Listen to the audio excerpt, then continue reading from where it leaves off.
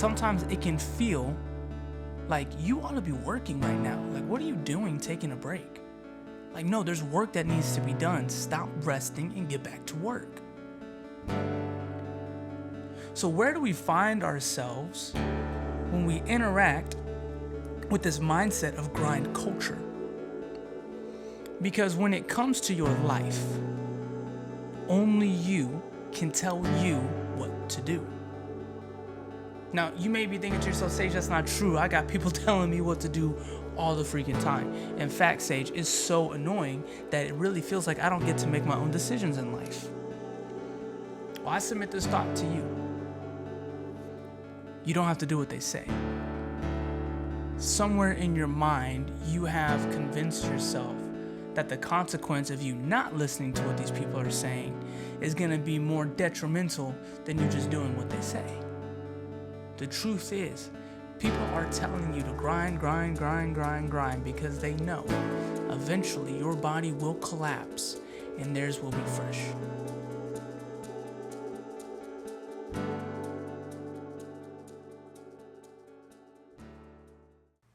Hello everyone, and welcome to the Built for More podcast. My name is Sage Breed. Man, it's another week. We made it. How we feeling? How we feeling, man? Go ahead and just drop down below. Tell me how you're feeling, y'all. And I just want to say thank you. Thank you so much for those who like, share, and are subscribed to this channel. It means a lot, and your support means a lot. Y'all, some highlights from this past week. I was out at the Men Cry in the Car conference hosted by Lynn Mayer. Phenomenal. It was a powerful experience where a bunch of men got together in a room and we walked through some exercises, simply just seeing, okay, so this was little us. This is where we are today. What things have we gone through and endured that are holding us back from where we are trying to go today? What burdens, what weights are we carrying for our family, for our circles, that are holding us down and holding us back to keep us from where we really want to go, executing at the level we know we are capable of executing at? It was great. It was a powerful time. It was a powerful moment, and I really enjoyed it. I'm looking forward to the next one. I'll definitely let you guys know whenever she puts that event on the next time. Man. And y'all, just even tying into that, because this is something I'm genuinely excited about. August 8th. Ooh-wee, y'all. Okay, the ball is moving. Okay, August 8th, Do Now Summit. Okay, it is happening. We are on the move. We got our speakers locked in. We got our venue locked in. Open registration is June 13th.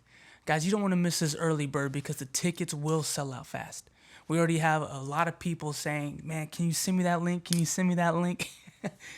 Okay, so you want to tap in. We have what is available to you. The Do Now event is for people who know that they are capable of more and they want to close that gap from where they are and where they want to be. We are going to give you live, powerful systems, tools, teach you how to install them, walk you through the processes, and we are going to walk through the different areas of our life and our components. One of our speakers is actually Lynn herself. She's going to be there. Y'all, you do not want to miss this event. More info is coming. June 13th. Pre-register now at sagebreed.com/do-now. Okay, y'all. Ooh. Man, so when I was preparing for this, and I was sitting back, I said, man, what do the streets need? I had my ear on the streets. I said, what do the streets need? And this was something that has been constantly coming up. I was just talking with he's training for the Olympic trials. And it's actually a few people I was talking to about that. I was talking to a sprinter and a thrower.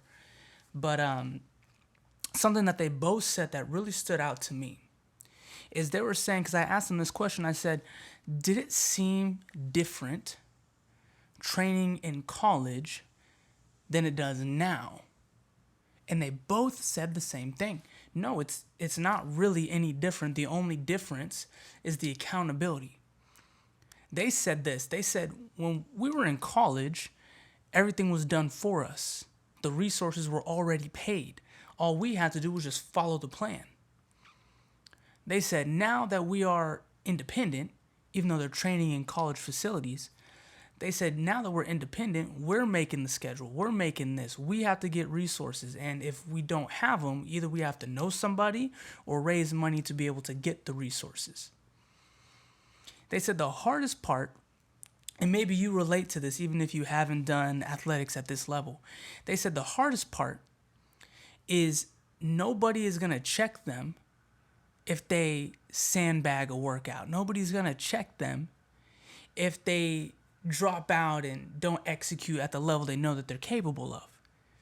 Concurrently, meaning at the same time, they said that nobody is going to stop them from going too hard on themselves. Nobody is going to stop them from saying, hey, you need to hit the brakes. You're just kind of really just running and gunning. And I said, wow, how have you navigated that? And that's actually what we're going to talk about today. So in this conversation, we're going to learn what it means, and we're going to learn how to take yourself from a place of having somebody telling you what to do to doing it on your own without burning out. Because a lot of times we find ourselves in this place where either, man, I'm just going to hit snooze again, hit snooze again, hit snooze again. Or I have to grind, I have to go, I have to make sure that I don't get left behind. Because this is, in my opinion, this is what I've been seeing, especially when we talk to these different athletic programs and these schools. They say, man, there's this culture going on where it's simply saying you have to keep working, because if you don't keep working, somebody who hasn't stopped is going to pass you. And that's a difficult mindset to take in. That's a really difficult mindset to take in, because this is really what that's saying, and maybe you can relate with this. Because when you are taking a break, letting your body recover, sometimes it can feel like you ought to be working right now. Like, what are you doing taking a break? Like, no, there's work that needs to be done. Stop resting and get back to work. But I submit this thought to you. Active recovery will put you further ahead than actively grinding. Active recovery will put you further ahead than actively grinding. Y'all, I love athletics because we get to see mindset engaged in real time. I love it. I love competition. I love the action. I love the intensity.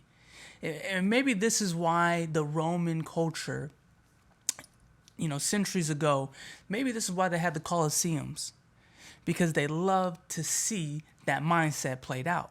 Perhaps this is even why the sports industry here in the Western world is so large, because it gives us that sense of, yeah, wow, right, and bust our head through a wall. Because a lot of times we're sitting behind desks.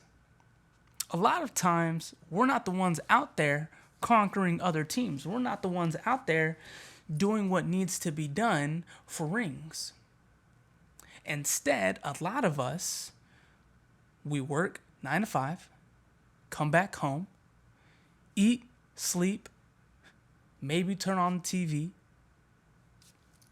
repeat the process. A lot of us, maybe I know, like for myself, an entrepreneur, a lot of us here that are watching are entrepreneurs.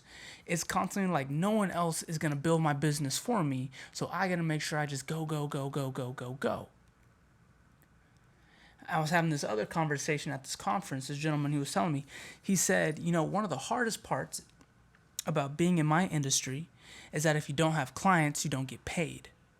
He said, and if you take a day off, well, those are clients you're not meeting with. And if you're not meeting with them, you're not getting paid. You eat what you kill. So where do we find ourselves when we interact with this mindset of grind culture? Are you subscribed to it? Are you indifferent? Do you run away? Are you adverse? What does it mean to grind? A lot of times we say just put your head down and just grind. Rise and grind, rise and grind. But it's actually not practical, right? Because it's good for a moment. What does grinding mean? Grind means to sharpen. Grind means to be put against a wheel, a millstone, a grinding wheel, a sand belt, and you are something that is being sharpened. But the thing is, if you are constantly being sharpened, you have to be used. And even when you're using it, you can't be used 100% of the time because then the material gets brittle and it breaks. So there's certain things and certain activities to reinforce that material so when it is put on the grindstone, it does not break because it has been constantly grinded down. I want you to take a moment and think about yourself. Think about a time this week when you said, regardless of how I feel, I have to see this through. Do you have it in your mind? Regardless of how I feel, I have to see this through. Okay? Keep that thought. Now I want you to think about a moment this week where you said, I'll do it later. Think about a moment this week where you said, I'll do it later. Okay, you have those two? Here's one more. Think about a moment this week. I guess technically it'd be last week, but think about a moment where you said, I need to say no to this. Think about a moment where you said, I need to say no to this. Now look at these three. What was the criteria that you based that decision on? What was the criteria that you based the decision of, regardless of how I feel, I have to see this through? What was the criteria of, what was the criteria of you simply saying, okay, like, I'm not going to do this right now? What was the criteria of saying, for me, this is a no? Because when it comes to your life, only you can tell you what to do. Now, you may be thinking to yourself, Sage, that's not true. I got people telling me what to do all the freaking time. In fact, Sage, it's so annoying that it really feels like I don't get to make my own decisions in life. Well, I submit this thought to you. You don't have to do what they say. Somewhere in your mind, you have convinced yourself that the consequence of you not listening to what these people are saying is going to be more detrimental than you just doing what they say. So how do we get out of this cycle? How do we get out of this rat race and really define for ourselves that active recovery is better than actively grinding? Think about it like this. I had a conversation with this mom recently, and she was simply telling me, she was a family friend, and she was simply telling me, I asked her, I said, how you doing? She said, man, I'm good. I'm just running on fumes. I said, wow, you running on fumes? She said, yeah, I'm just so tired, but I have to keep going. There's just things that need to get done. I said, wow, I hear that. And I'm sorry that you're in that situation. Can I ask you something? She was like, yeah, of course. I said, do you let your car run on fumes? She said, what do you mean? I said, how long do you let your car go on E before you refill it? She looked at me and she said, if possible, I don't even let it get below half. I said, why? She said, well, because I don't want to run out of gas. I said, what happens if you run out of gas? I can't use the car. I said, so no disrespect. I love you. I said, why do you think that you're any different? And she looked at me. I said, we can't run on fumes because then we're going to be left stranded in the middle of the street. Refuel your tank. Your life requires fuel. And in the sports world, This is widely understood the higher in level you go. So in like rec sports, I mean, nobody really cares. In Pee Wee sports, it's the same thing because kids have energy for eons.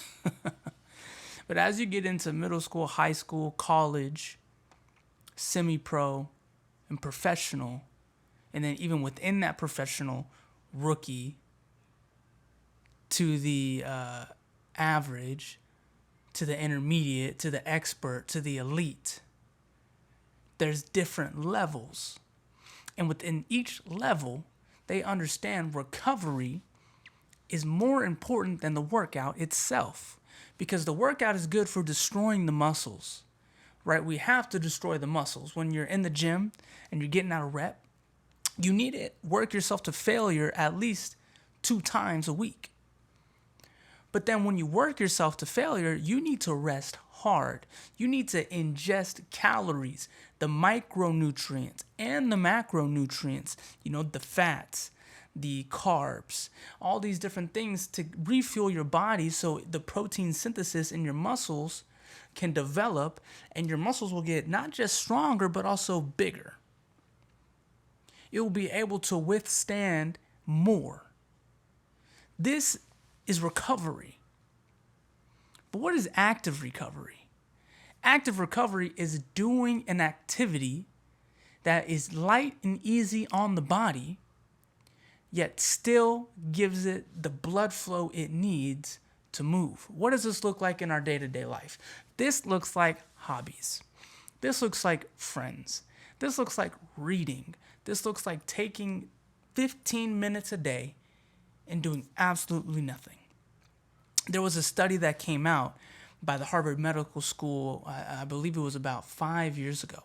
And they said, if you allow your brain to be bored for 15 minutes, you can increase its overall productivity for that week by 45%. If you just do that one time a week, you can boost your brain's output just by allowing it to be bored. Meaning it like literally staring at a wall, watching the trees, going to a lake or a creek and watching the water. Low stimulus, like extremely low stimulus, and letting your brain just go. But it's hard to get there because oftentimes the reason why we find ourselves to be so busy is because we're not comfortable with that silence. When I was talking to this sprinter gentleman who was preparing for the Olympic trials, some years away, but you gotta be training. I asked him this. I said, so what did it feel like for you when you were introduced to this environment with all these other Olympic level athletes and then you went back to your environment? He said, Sage, it was hard. Because everyone here on the Olympic level, they have a goal in mind and everybody is training to accomplish that goal, meaning you are actually going to have to compete. But when I went back to my college and I was the only Olympic competitor there, nobody else was as hungry. So it was easy for me to fall back and become lax in my training, to become lax in what I was doing. I said, so what did you do? How did you navigate that? He said, I had to capitalize on the environment that I was introduced to and maintain, get this one, maintain those relationships so I could have accountability. And so even when I was working out at the college, I was sending my times to my friends that I had met at the trials. Y'all, this is a different level. This is a different level. Like, what are we doing? There has to be a sense of accountability in our lives if we really want to go to the level that we're saying we want to go. Because a real friend is not going to let you just go all gas, no brakes. Okay, this is what I mean by that. Have you ever driven in a car or ridden in a car or any type of motorized vehicle? How do you feel? This is how I'm going to frame the question. Would you rather be in a car that doesn't stop or a car that doesn't start? Which vehicle do you want to be in? A car that doesn't stop or a car that doesn't start? Right? Maybe most of us said a car that doesn't start. Why? Because we know the dangers of what happens when a vehicle does not stop. It's a common superhero movie trope, right? Like there's a mom or a baby in the front seat and she's screaming her head off because the brakes don't work, and now this unsuspecting hero has to run in and stop the car because we know the dangers of a vehicle that doesn't stop. So why are we treating our lives like these vehicles, all gas, no brakes? And this is what I personally think. I think it's propaganda. I think it's propaganda. I think people who know that you're supposed to take breaks and you're supposed to rest, I think they're putting propaganda out saying, don't stop, keep going, you're getting left behind, somebody else is beating you because you decided to rest. I think that is propaganda that they are putting out specifically so you get tired and the gap keeps growing. That's what I think. And I'm pretty sure that is the case. Because when you unlock, wow, when I go for a walk, I feel refreshed. When you start to notice, wow, when I'm engaging in these hobbies, when I go golfing, disc golfing, bike riding, swimming, skateboarding, I'm playing instruments, I'm reading a book, I'm at a nice coffee shop, I'm just chilling, I'm going to a movie by myself, I'm hanging out with friends. Whatever you do to recharge, you notice you come back refreshed, stronger, better. But when we're constantly working 7 days a week, 24 hours a day, it's tiring. We can only sustain it for so long. Active recovery is deeper than simply saying, I'm not working. It's a routine, it's a system. You work 6 days, take a break for a day. It's hard. I'm not gonna sit here and say it's easy. It is simple, but it's definitely not easy to take a break for 1 day, 24 hours.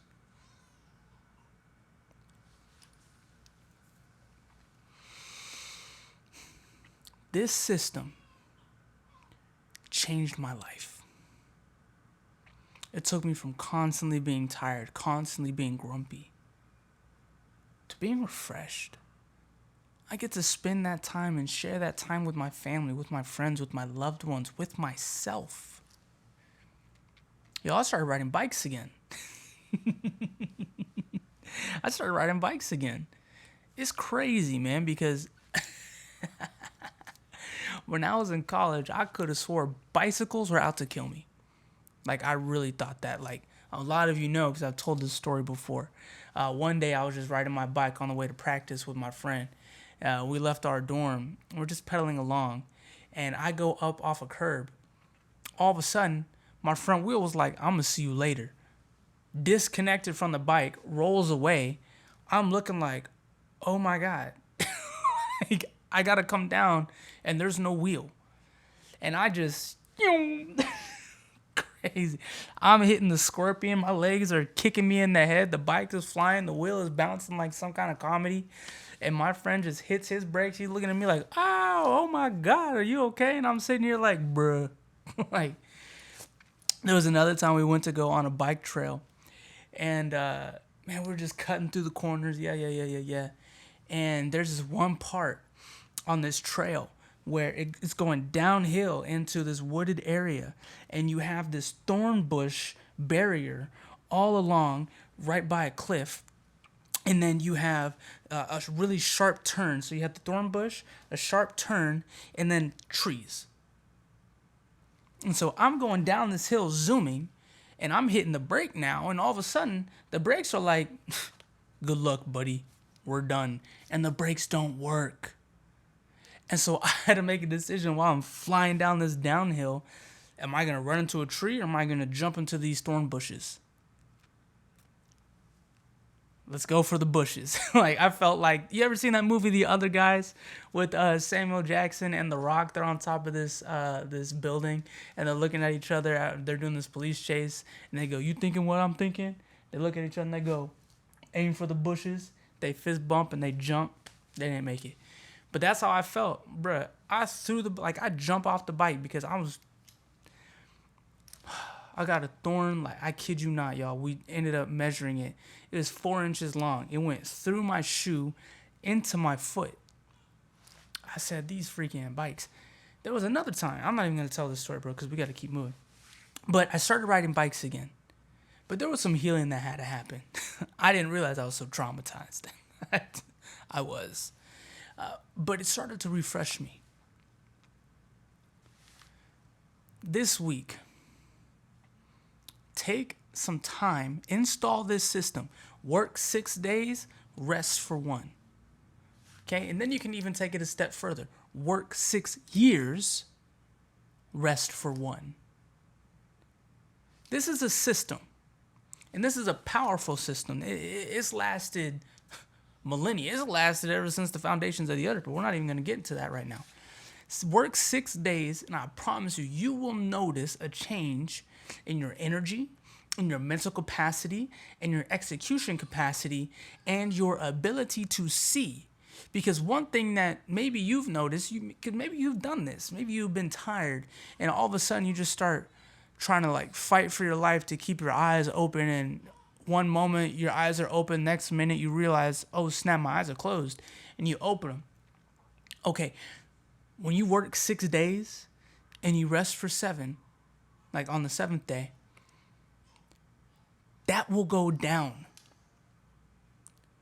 Your cognitive aptitude increases. Find a hobby.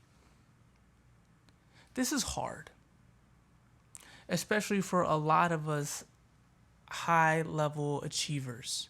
It's hard to find hobbies because it feels like we're wasting time. It feels like we're wasting time. And this is something that I have to keep in mind too, especially as we're building for the Do Now Summit. Right? There's a lot of different pieces that need to happen and come into play. You know, we're meeting with sponsors. We're getting the back end stuff ready to go. You know, I've been meeting with the speakers. We're just executing these things. And we still have all these other things going on. Like, we still have the North Texas College Tour. We're still calling and booking these colleges. Yo, I'm still meeting with people. Like, because that's my heart. And so how do we navigate this? How do we budget our energy? How do I make sure that I'm not burning out? By working 6 days, resting on the 7th, and at times forcing myself to hit pause and say, okay, today, no work. Just relaxing. Because this is when my muscles get stronger. This is when I get better. Because the truth is, this is where it goes back to the propaganda. The truth is, people are telling you to grind because they know eventually your body will collapse and theirs will be fresh. When you're working, like you're working those 6 days, heck yeah, dude. Freaking grind. But on that 7th day, apply that same energy, that same mentality. You can't stop me from resting. The same way you can't stop me from working. 6 days on, 1 day off, rinse and repeat. 6 years on, 1 year off, rinse and repeat. This will. I don't even claim a lot of things will change your life. I really don't. This will change your life. So active recovery is more powerful than actively grinding. Because if you're just grinding, you're wearing yourself out. You gotta replace what you've been putting out. Don't be like the car that's stuck on the side of the highway. No driver, just sitting there. You see it 1 day and you're like, oh man. 2 days, like dang. 3 days, 4 days, now they got that orange sticker on it. 5 days, 6 days. Now it's missing a wheel. You come back missing some windows. Don't let that be you. Don't let that be you. Don't even let your tank get below half.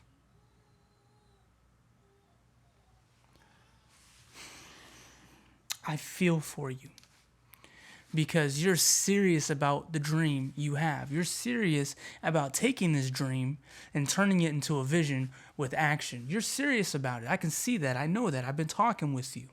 I've been working with you. Yo, I just got off the phone with this business owner. He said, yo, like I'm driving around freaking DFW, Houston, Austin. I'm going over here to San Angelo. I'm going to Amarillo. I'm going all the way up here. He said, I'm just trying to get this work. And I said, brother, when do you see your family? When do you see your family? He was like, I'm doing this for my family. I said, I get that. 1,000% I get that. I'm doing this for my family. I get that. But what good is doing this for your family if you never see your family? Well, I'll see him when I have enough. When is enough? I'll just grind this and then that's why a lot of spouses leave. Because they're hungry for attention. They're hungry for intimacy. They're hungry. This is why a lot of kids build up resentment against their parents. Yo, I even have to tell myself, because I do a lot of work from home. I do a lot of work at the office. I have to tell myself to stop. Sometimes I set alarms and say, go home.